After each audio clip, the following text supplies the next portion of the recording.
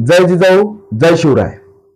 काही इतिहास अभ्यासक छत्रपती शिवरायांच्या पराक्रमाची तुलना ग्रीसचा बादशाह सिकंदर यांच्याशी करतात.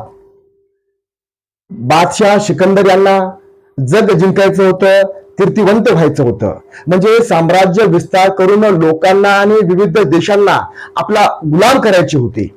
तर छत्रपती शिवरायांना आपल्या मातृभूमीला परकीय मुघल, आदिलशहा, पोर्तुगीज, सिद्धी यांच्या गुलामगिरीतून भूमिपुत्रांना मुक्त करायचे होते.